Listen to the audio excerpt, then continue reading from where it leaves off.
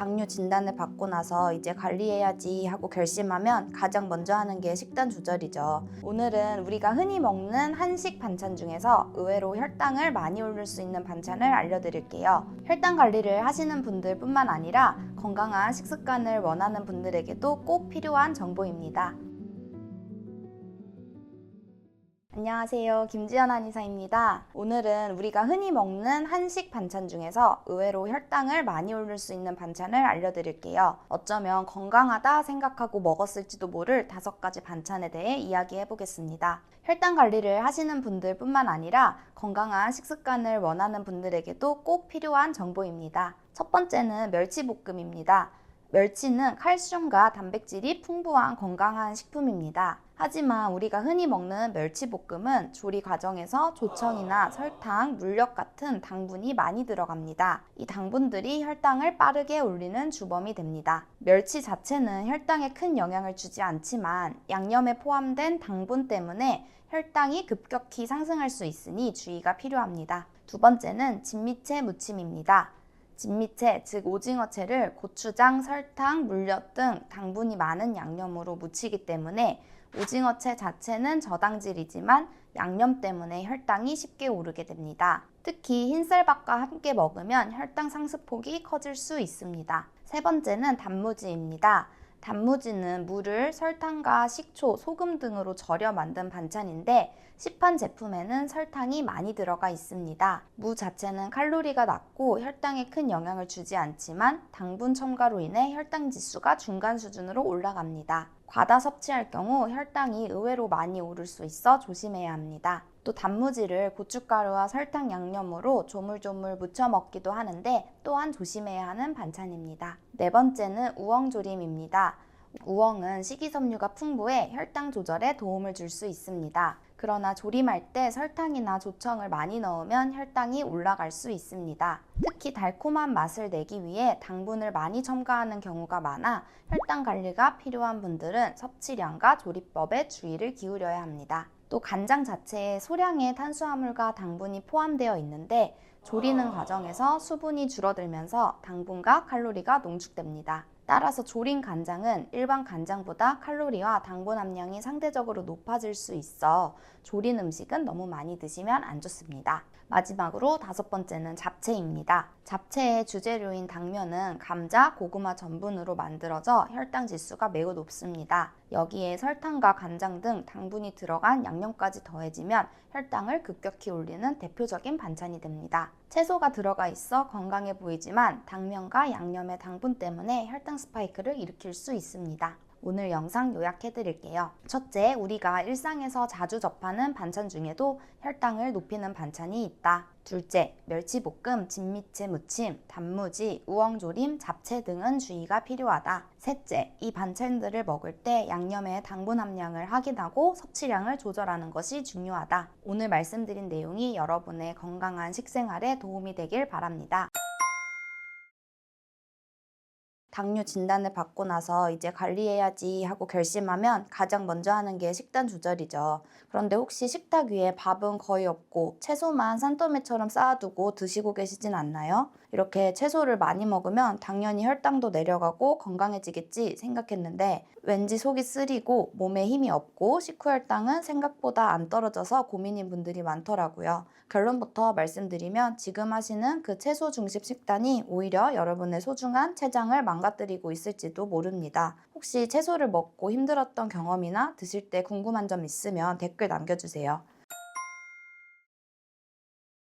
우선 한의학적으로 아주 중요한 원리 하나를 짚고 넘어갈게요. 우리 몸의 건강은 온기에서 나옵니다. 그런데 우리가 평소 즐겨 먹는 생채소, 예를 들어 상추나 샐러드용 채소들은 그 성질이 기본적으로 차갑습니다. 물론 식이섬유가 풍부해서 혈당 관리엔 좋죠. 하지만 위장이 약한 사람이 차가운 생채소만 계속 먹으면 어떻게 될까요? 마치 차가운 얼음물을 계속 들이붓는 것과 같습니다. 특히 마른 체형의 분들은 더욱 주의가 필요합니다. 위장은 우리 몸의 엔진인데 이 엔진이 차가우면 음식물을 분해하는 소화효소가 제대로 나오지 않아요. 영양분으로 바뀌지 못한 음식물은 몸 안에서 노폐물이 됩니다. 이 과정에서 몸 안에는 담음이라는 노폐물이 쌓이게 되는데 이게 바로 몸을 붓게 하고 순환을 방해하는 주범입니다. 대사가 안 되니 에너지가 밖으로 돌지 않고 혈당 조절을 위해 가장 바쁘게 일해야 할 췌장은 대사 효율이 떨어진 몸을 뒷받침하느라 인슐린을 과하게 쏟아내게 되고 결국엔 지쳐버립니다. 결국 췌장이 탈이 나는 첫 번째 이유는 내 몸의 온도를 낮추는 무분별한 생채소 섭취에 있을 수 있다는 겁니다. 또 하나 위험한 게 탄수화물 공포증입니다. 혈당이 높으니 탄수화물은 독이다 이렇게 생각하고 극단적으로 끊어버리시죠. 그런데 이건 췌장을 더 위태롭게 만드는 행동입니다. 우리 몸의 뇌와 근육은 탄수화물이라는 주 연료가 있어야 돌아갑니다. 탄수화물이 안 들어오면 우리 몸은 비상상태를 선포합니다.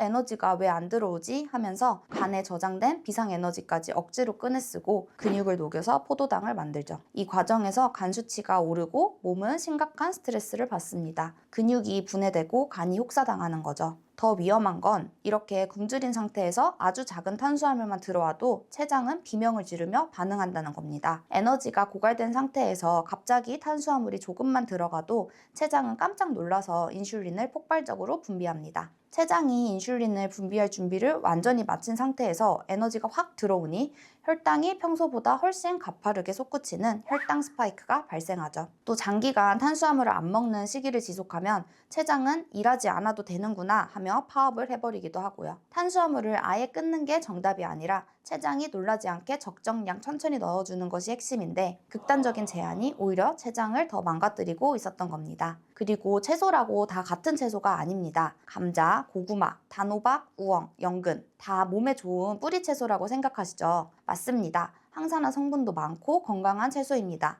하지만 당뇨 관리의 관점에서 볼 때 이것들은 채소라기보다는 탄수화물입니다. 밥을 줄였다는 안도감에 이런 채소를 간식으로 드시면 사실상 밥을 2그릇 드시는 거랑 같아요. 여기에 입맛 살리겠다고 시판 드레싱이나 쌈장 듬뿍 찍어 드시죠? 그 드레싱 속에 숨은 설탕과 물엿, 과당이 우리 췌장을 쉬지 못하게 만드는 진짜 범인입니다. 채소로 혈당을 잡으려다 오히려 췌장에 엄청난 스트레스를 주고 있는 셈이죠.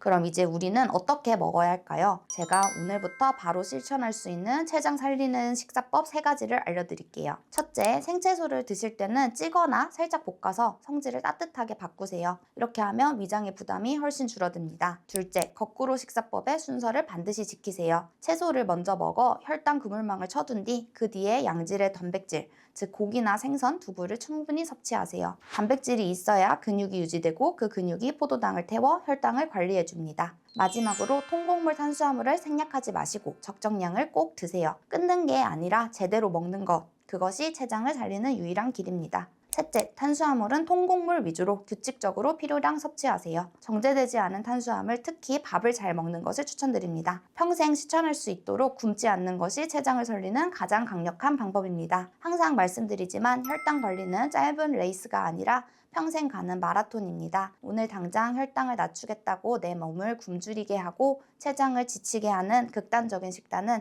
이제 그만하셨으면 좋겠습니다. 몸이 보내는 신호에 귀를 기울이세요. 배가 고프지 않을 정도로 식사량을 나에게 맞춰 조절하세요. 또 채소만 고집하기보다는 내 위장을 따뜻하게 하고 영양의 균형을 맞추는 것이 건강의 핵심입니다. 오늘 영상 요약해드릴게요. 1. 생채소는 위장을 차갑게 하므로 위장이 약하거나 마른 체형은 채소를 익혀 먹는다. 2. 탄수화물은 무조건 끊지 않는다. 굶주린 췌장을 놀라게 하면 혈당 스파이크가 더 심해진다. 3. 채소 먼저, 그 다음 단백질, 마지막으로 통곡물 탄수화물을 충분히 챙겨 먹는 거꾸로 식사법을 활용한다. 오늘 제가 말씀드린 내용이 여러분의 식탁을 조금 더 따뜻하게 바꾸고 건강하게 바꾸는 계기가 되었으면 좋겠습니다. 추가로 오늘 말씀드린 내용을 포함해 당뇨를 극복할 수 있는 비법 20가지가 담긴 편지를 발송해드립니다. 매일 아침 9시에 7일간 보내드리는데요. 여러분의 당뇨 극복의 나침반이 되어줄 것입니다. 무료로 보내드리니 꼭 신청해보시고요. ARS 1877-8125로 전화 신청하시거나 아래 고정 댓글에 있는 링크로도 신청 가능합니다. 오늘 영상 내용이 도움되셨다면 구독과 좋아요 부탁드리고요.